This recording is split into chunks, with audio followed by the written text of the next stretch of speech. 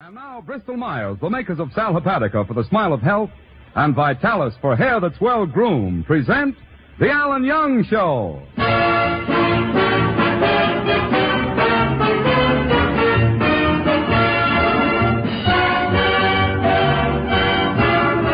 Ladies and gentlemen, this is Ken Delmar speaking on behalf of those two old friends, Sal Hepatica and Vitalis, and welcoming you to The Alan Young Show, featuring our singing star Diane Courtney, the music of Peter Van Steeden, Lulu McConnell, and starring Alan Young.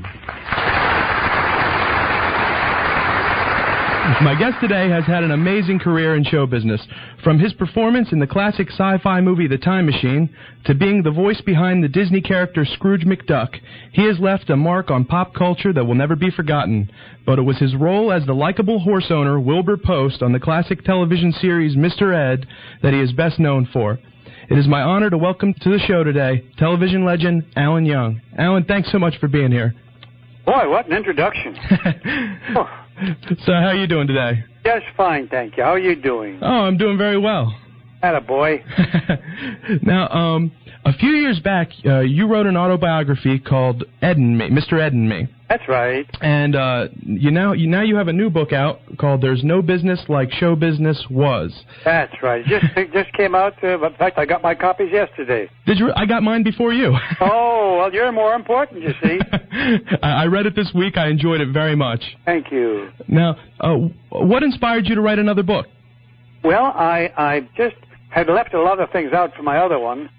My other one was starting to be a biography, but it got tangled up with the Mr. Ed show. But all these other stories, I began to think of, I've worked with so many great people in my life. I've been blessed with, because I started in the business at 13, and I've had a lot of help along the way.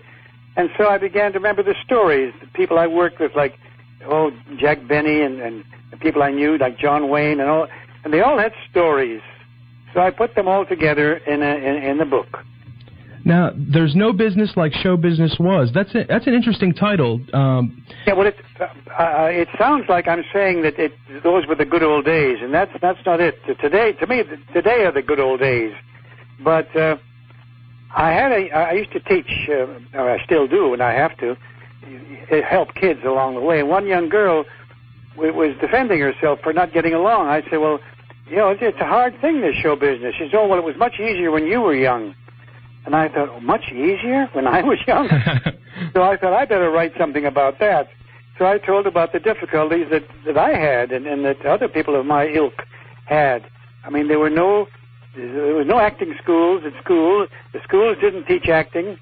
There was no way to get any kind of little towns like I was in. So you just had to get out there and do it yourself. So I put down all the experiences that I had coming up, and that's the way the book... it was a different type of show business. Now, how do you feel about the entertainment industry today as compared to those early days? Well, it's different. It's I rather think it's a little too anything goes, which is not very good. Yeah. I remember sitting with Ed Wynn. He was an old comedian, marvelous old New York comedian, Ed Wynn. He had a television show. He won the first Emmy Award. And I used to sit at his feet and listen to him talk. And he said, Alan, it's no longer people coming to the theater. You are going into their home. And when you go into their home, you must respect their home. And this dear old man gave me a real good lecture on television. I never thought of that I am going into somebody's home. So I must not go in there with dirty feet or dirty mouth. Yeah, And I think the television has kind of loused that up a little bit. That's a really good perspective to look at on it too, which I don't think a lot of people in Hollywood are looking at from that point of view anymore. Oh, well, that was Ed Wynn's point of view. I might have made the same mistake if he hadn't told me, but it is. We're going into people's home, and we must respect the home.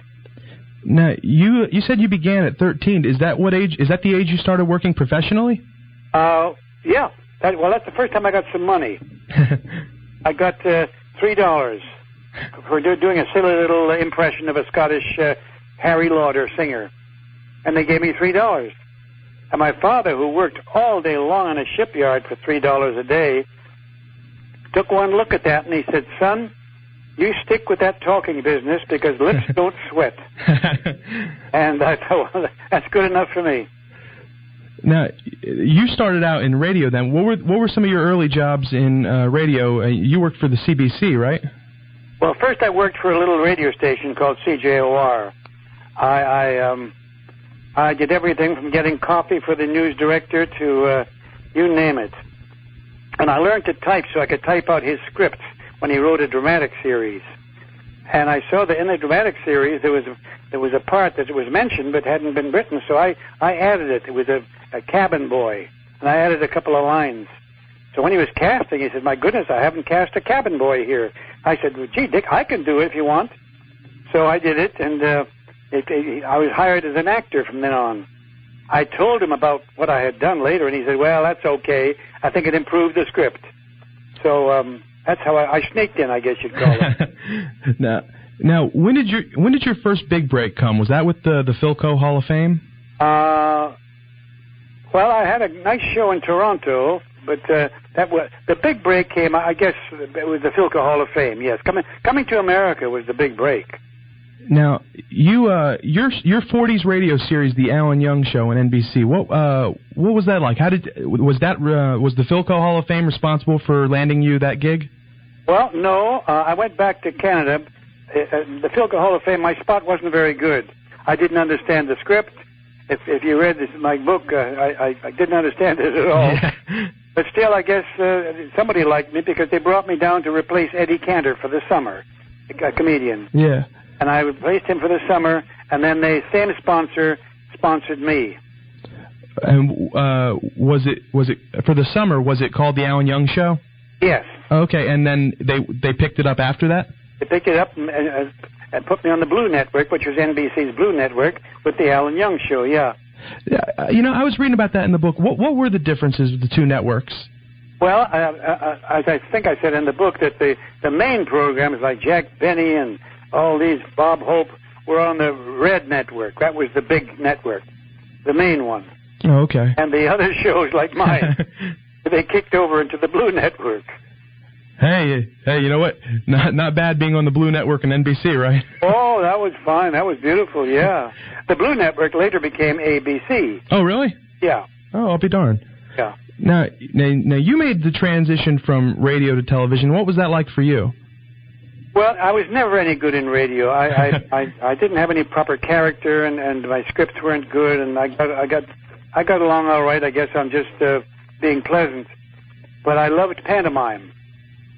And nobody was doing much show television in Hollywood at that time. Ed Wynn, this old comedian who spoke to me and told me what to do, he was the only show on in Hollywood at that time.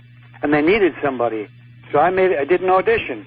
And it happened to work out beautifully because I acted out all the scripts that I had done on radio. And I guess I was very young and it looked pleasing, so they then called The Alan Young Show. All the good names were taken. They had to call it that.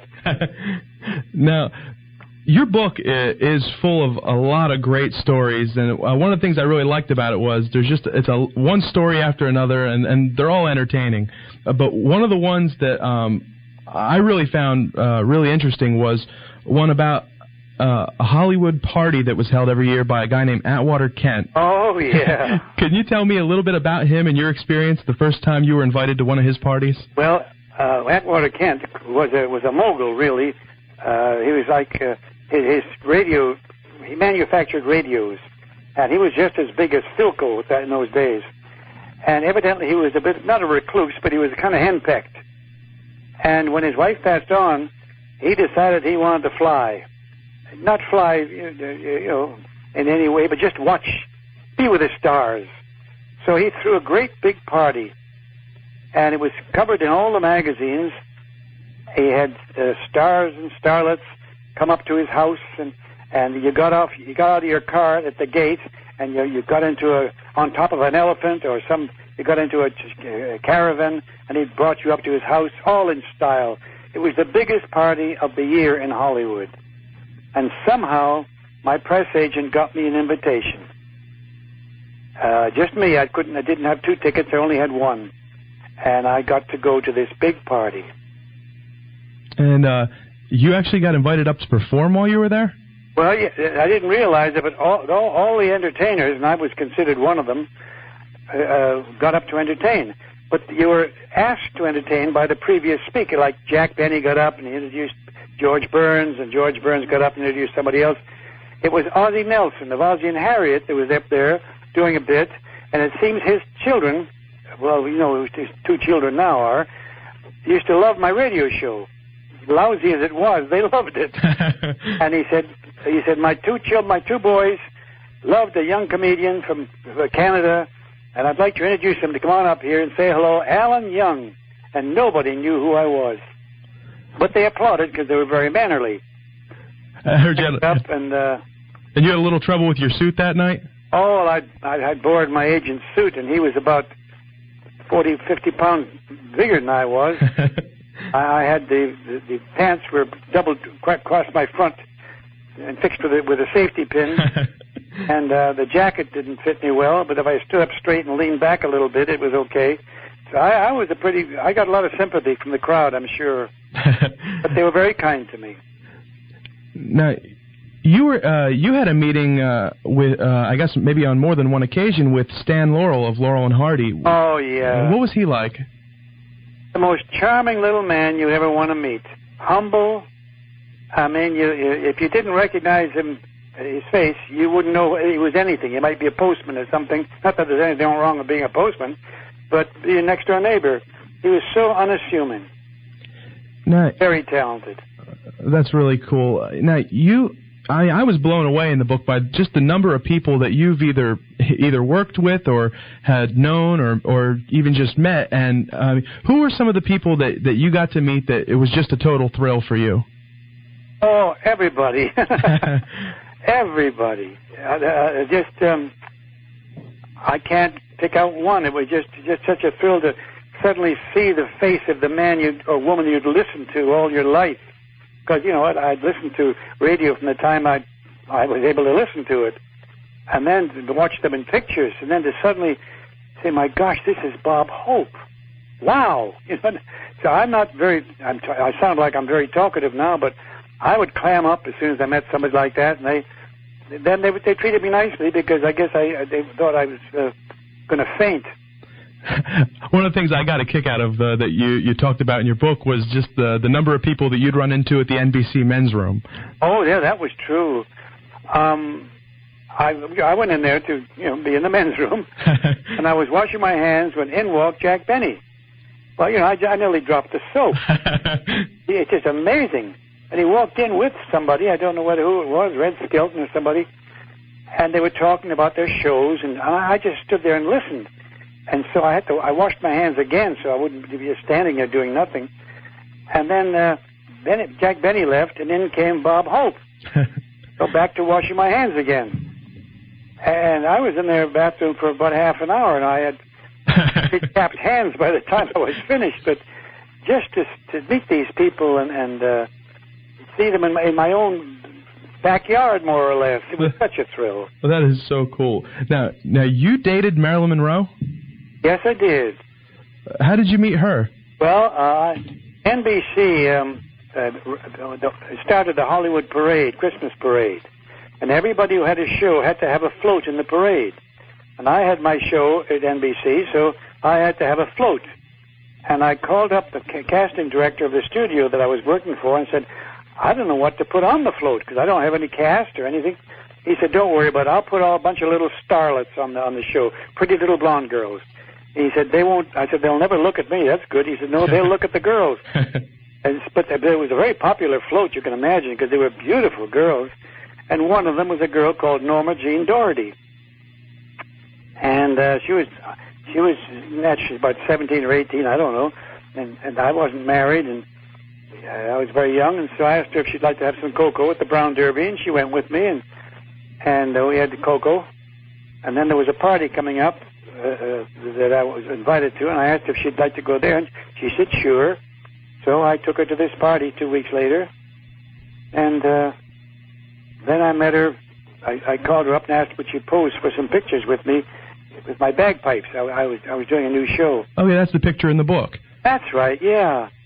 And so she came over, and And that was the last time I saw her as Norma Jean Doherty. And then you saw her again later on. I saw her again. I was getting made up for Androcles and the Lion, a movie, and I was in the ladies' wardrobe department because they were curling my hair for Androcles. And as I was in the makeup chair, this gorgeous blonde walked in. She said, "I heard you were here, Alan." And I said, "Oh, hi." And she said, "Hi, how's your mother and dad?" I said, "Oh, they're fine." I didn't know who it was. And she said, "What are you doing?" And I told her. And I said, "What are you doing?" And she said, "Oh, I'm doing this picture, that." And fine. She said, "Well, I got to run." And he kissed me on the cheek and left. And the makeup man who'd been standing there just with his mouth open said, "How long have you known Marilyn Monroe?" I said, "About a minute and a half." That is funny. I didn't realize that was her. No. Norma Jean. That is really funny. Another great story in your book that that had me laughing out loud, and I have to ask you about it, was the one that you wrote about when you were in Texas, that you and another actor when you got revenge on an apartment manager. Yeah, well, sometimes living in different places, they don't like actors, Maybe they do, but they like the actors' money, but they don't like the actors being around because they figure they're very immoral people. I don't know. So we got even with her in a nice way. So I guess how long did that take you to pile up all of that? Well, you're giving the story away, huh? Well, we made several trips. Because she had said no animals allowed, no dogs, no animals. So we decided that we'd pick up some droppings along the way and just drop it in the lawn to leave her a message. He couldn't figure out where those droppings were coming from. We used to scoop her every day on the way to the theater and back. We'd see a dog doing his business. We'd scoop it up and put it on her lawn. It was our lawn. I mean, we were paying the rent. Well, I'll tell you what, I won't give the whole thing away, but they need to read the book to see how far you guys went. Yes. Because ourselves in a mess of trouble, didn't we? Yeah, I'd say you took it to the extreme, but it was we did. But it was pretty funny. Now, you know what? One of the things I'm really excited to talk to you about, because I'll never forget when I was probably about 11 or 12, I saw the movie The Time Machine for the first time. And to this day, it is still just one of my favorite movies of all time. And how did you end up getting involved with that movie? Well, I had been in England. I was out of work in America, so I went over to England, which I was born over there. So I thought I'll do my show in here and take my family over. By then, I had a family, so I went to England to work. And George Pal was over there. He'd been left some money by MGM to make the English money. He couldn't get out of the country. So he was supposed to make a picture called Tom Thumb and make it on a very small budget. And he wanted one American to be in the picture because all the rest were English, and he wanted one American so the show could play in America. And he saw the name Alan Young listed somewhere, and he thought, well, that's close enough. We have an Alan Young in Hollywood. Well, I'll hire this guy. So he was surprised when he saw I was that guy from Hollywood. Oh. And he couldn't pay me very much money, but he said, I'll make it up to you, Alan. When we get back home, you'll do the time machine. I'll make it up to you. So when I got back home, he called me up and said, you can do the time machine, but I can't pay you any more money than I paid you in England. But I didn't mind because he said I could do anything I wanted with the character.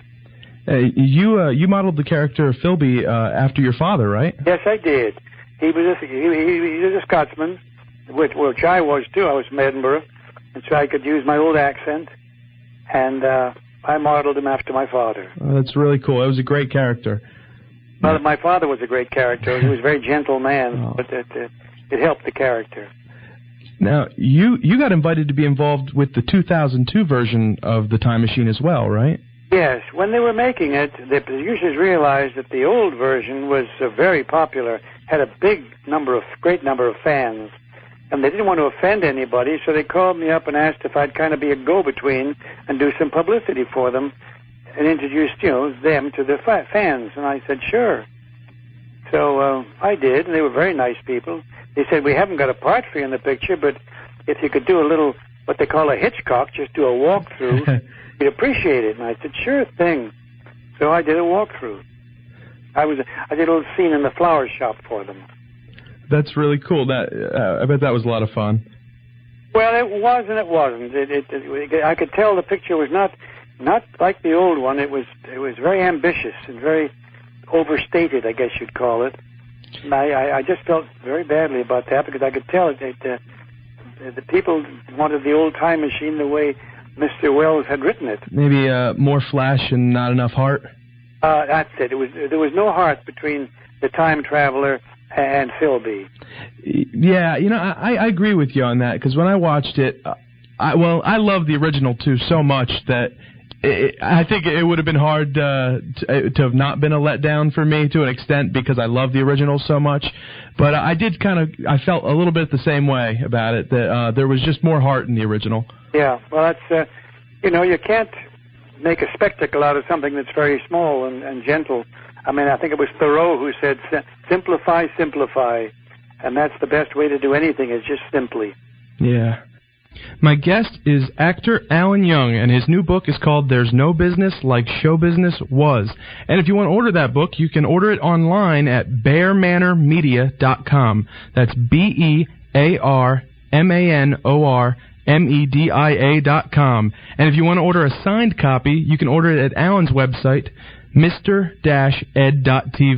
MISTER-ED.TV. And when we return, we're going to talk to Alan about his years on Mr. Ed, so stay tuned. Time of day, but Mr. Ed will never speak unless he has something to say. A horse is a horse, of course, and this one will talk to his voice is hoarse. You never heard of a talking horse?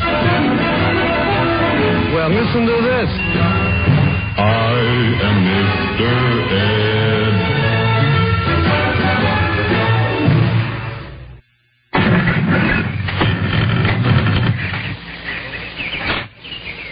Hello, I'm Mr. Ed.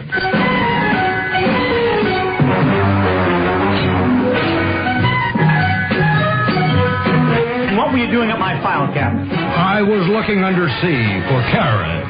Between meals? I thought you were on a diet. I am. That's why I'm hungry. Welcome back to the Joe Cook program on 1360 WNJC. Right now, more with actor Alan Young. Now, I couldn't have Wilbur Post himself on and not talk a little bit about your years on Mr. Ed. So how did you get involved with the series? Well, I had been in England doing this picture, Tom Thumb, and a few other things. And when I got back to the town here, somebody said, Arthur Lubin's been calling you, wants to reach you. So I said, fine. So he came over to the house with the producer, Al Simon, and it seems George Burns had made a pilot of Mr. Ed. He wasn't in it, but he financed it, and it hadn't sold. Everybody in it was funny except the horse. So it just didn't sell. So they asked if I would do it. And I was out of work then. I had just come back from England. I still didn't have a job to do. So I said, sure, I'll talk to a horse. I'll talk to a mongoose, anything. So I saw the pilot, and I could see that I could have a lot of fun with this. And that's how I got it. How was your off-screen relationship with Ed? Terrific. I learned to ride on Ed. I'd never ridden a horse before. And he'd never had anybody in his back like me. He knew that I was stupid. So I learned to say stop and go, and I didn't use the reins at all. Just talked to him. It was wonderful. After the show was over, I rode him every day. I know you talk a lot more about that in your first book, Mr. Ed and Me, and there's not much about Mr. Ed in your new book, but the one story that you did tell, is it really true that they made Ed wear clothes because somebody was offended by a naked horse? Exactly. Well, they didn't make him wear clothes. They said he should be wearing clothes. But we had, this lady knit a sweater for him and a sweater for me, so we had some publicity pictures taken showing that we were being very obedient and putting clothes on. That is funny. Yeah. Now, was that his real name? Well, we made it. His real name was Bamboo Harvester. Bamboo Harvester was a strain of Palomino that was just tops. A very, very good strain. But when he was bought, the Mr. Ed company changed his name to Mr. Ed. And tell me a little bit about Rocky Lane, the voice behind Ed. Rocky Lane used to be a big cowboy star. He was a good actor in silence first, and then he became a cowboy star with a good rider. I've seen some of his old pictures, Rocky Lane, and he was a terrific rider. But he was out of work, and we were doing some photographs in the backyard of the trainer, and Rocky had been sleeping on the trainer's couch because he didn't have a home at that time. We were really out of work. Mm. And we were taking these pictures, and suddenly we heard this voice come out of the little house. Hey, Les, where'd you keep the coffee? And we all heard that voice and said, that's Ed. That's Ed's voice. So Rocky Lane was hired to do the voice. Now, he didn't want any credit for it because his old friends would say, boy, have you come down in the world doing the voice of a horse. Yeah, because they credited Ed as playing himself, right? That's why we had to put that on. Mr. Ed played by himself because Rocky didn't want the credit. I'll be darned. The show became a hit. He wanted the credit. The producer said, well, Rocky, the children really feel that Ed talks because they say Ed is played by himself. So we'll give you a raise. So they gave him a raise in salary, and he was happy. They didn't want to kill the magic.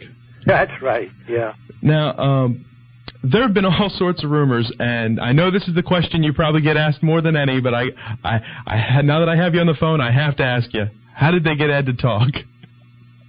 We used whips. I shouldn't say that. No, I started a lie saying, well, the trainer used peanut butter under his lip, and he tried to get rid of it, and you have peanut butter gets under your lip. Mm-hmm. And that's not true at all. But, oh, really? Because that's what I'd heard. Yeah, well, I started that lie.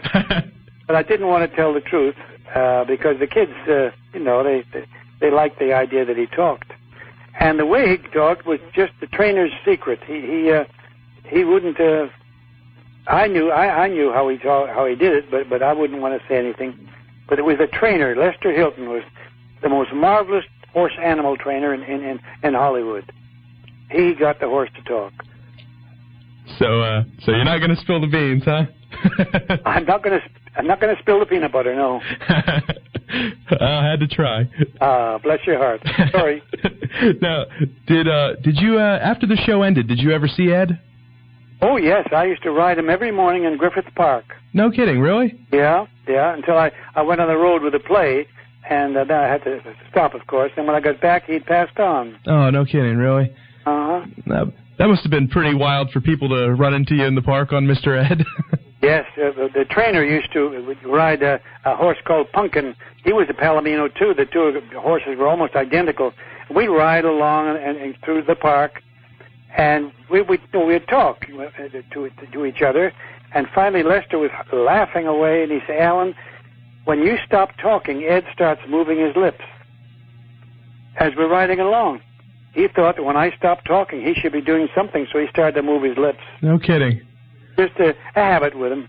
I'll be darned. Yeah, he was a wonderful horse. Now, before I read your book, I knew you were the voice of Scrooge McDuck. What I didn't realize was that you were the first person to do the voice of Mickey Mouse after Walt Disney? That's the letter I got from the president of Disney Studio, yeah. I made this record. And I did Mickey and Goofy and Scrooge McDuck. So I got this letter from the president, and I have it somewhere. I don't know, put it away. That I was the first one to do Mickey Mouse. It isn't hard to do Mickey Mouse. I mean, Walt Disney just spoke very high like this, and that's all you have to do is speak a falsetto. But it was nice to do it. I'm very grateful. And we've got a clip from that record that Alan produced for Disney. This is from A Christmas Carol, and this is Alan Young singing a song, doing the voices for both Scrooge McDuck and Mickey Mouse. So take a listen. As a philanthropic fella, I'm a failure. But as a miser, I'm a smash. The only thing that counts for me is M-O-N-E-Y. You see, the only thing I'm counting on is cash. The only thing that counts with him is money. Money! The only thing he's counting on is gold. Nobody could exceed this individual for greed. Scrooge is cheap, what a freak, his heart is mean. I know years later, when they did the series DuckTales, you almost missed out on the opportunity to get to do Scrooge McDuck in that show. Yeah, well, I had written Mickey's Christmas Carol as the movie, and I was working with an actor, and he was sitting. We were getting made up. We were doing a play, and as he was getting made up, I could hear him talking, trying to talk Scottish. And finally, he turned to me. He said, "Alan, you're Scottish, aren't you?" And I said, "Yes." My real name's Angus. He said, "Would you help me with this accent?" And I said, "Sure." So he handed me the script, and it was a script that I had written for Mickey's Christmas Carol. So I called up Disney Studios afterwards, and I said, "May I audition for it?" And they said, "Yeah, we didn't think you'd like to do this." I said, "Sure I would." So it became DuckTales, and I did it for, 5 or 6 years. Well, I'll tell you, I grew up with watching Mickey's Christmas Carol. Every Christmas watched it. It was one of my favorites every year, and grew up when DuckTales was at its height, and I loved that show. And I just want to... That was so artistic. They did an artistically beautiful job as an animation. I even saw the DuckTales movie in the theater. Oh, did you? Yeah, I did. Now, you've done a lot of voiceover work, everything from a part on the 90s Nickelodeon cartoon Ren and Stimpy to the Christian children's radio drama Adventures in Odyssey. Do you still do... I did Smurfs for 7 years. Oh, really? Yeah. Do you still do voiceover work? Oh, yeah. In fact, this morning I was out doing... I don't know what it was for. I did some part for somebody. Oh, really? For the mischief. That's great. Now, I do the Odyssey. I haven't done Odyssey for quite some time. I guess they've changed the format or something. Oh, really? Yeah. I did Jack in the... Jack Allen, yeah. That's Jack Allen, that's right. It was a nice show. Yeah, it was. Now that you've finished your second book, do you have any other plans for the near future? Well, the publisher asked me if I would do a follow-up of Mr. Ed and Me, a rewrite of it, and add some more chapters. Oh, really? So I said, yeah, I'll do that. So I've written a number of children's stories, but they haven't been published yet, and maybe they don't want to publish them. I don't know. But anyway, I enjoy writing. Oh, well, I tell you, I really enjoyed this book, and reading the book this week, There's No Business Like Show Business Was, it really made me want to get your first book, and I plan on reading it. Oh, good. And, Alan, I want to thank you so much for being on the show with me today. This was really a thrill. Oh, my joy, my pleasure. Thank you for being so kind. Thank you so much. Take care. Okay, buddy. Bye-bye. The book is called There's No Business Like Show Business Was by Alan Young, and you can order that online at bearmanormedia.com or mr-ed.tv.